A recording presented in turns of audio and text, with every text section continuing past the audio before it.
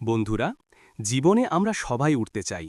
কেউ চায় আকাশ ছুঁতে, কেউ চায় অন্যের মতো উজ্জ্বল হতে। কিন্তু প্রশ্ন হল, আমরা কি জানি আমাদের ডানা কতটা শক্তিশালী? একবার শকুন কি করে আকাশে উড়ে বেড়ায় তাই শিখতে চাইল এক কচ্ছপ। শকুন তাকে অনেক করে বারণ করল। কচ্ছপ কিছুতেই শুনবে না, তাকে উড়ার চেষ্টা করতেই হবে। চেষ্টাই নাকি সবই হয়। শকুন তখন বলল, তোমার দেহ উড়ার জন্য উপযুক্ত নয়, কি করে উড়তে শিখবে?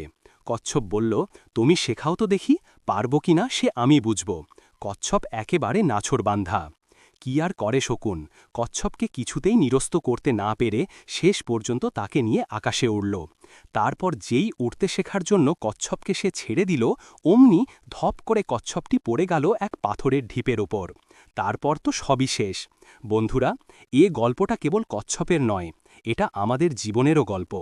আমরা অনেক সময় অন্যের জীবনের সাফল্য দেখে নিজেকে ভুলে যাই, ভাবি সে পারে আমিও পারব। কিন্তু আমরা বুঝি না, প্রত্যেক মানুষের সাফল্যের ডানা এক রকম নয়। কেউ উড়তে শেখে মস্তিষ্ক দিয়ে, কেউ দৌড়ায় পরিশ্রম দিয়ে, কেউ যেতে ধৈর্য আর প্রজ্ঞা দিয়ে। সাফল্য মানে সবাইকে ছাপিয়ে যাওয়া নয়, সাফল্য মানে নিজের জায়গায় সর্বোচ্চটা দেওয়া। তুমি যদি মাছ হও, তাহলে তোমার সেরা ক্ষমতা সাঁতার কাটা, উড়া নয়। আর তুমি যদি কচ্ছপ হও, তাহলে তোমার শক্তি ধীর কিন্তু স্থির চলায়।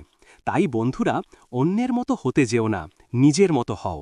যারা তোমায় ভালোবাসে তাদের পরামর্শ শুনো, কারণ সত্যিকারের বন্ধুরা কখনো তোমার ক্ষতি চায় না। আর সবচেয়ে বড় কথা, নিজের সীমা চিনে কাজ করো, কারণ সীমা মানে বাধা নয়, বরং বাস্তবতার দিক নির্দেশনা। জীবনে যারা নিজেদের সীমা বুঝে সেখানেই উন্নতি করে, তারাই একদিন প্রমাণ করে আকাশে না উড়েও আলো ছড়ানো যায়। বন্ধুরা, আজ এ পর্যন্ত।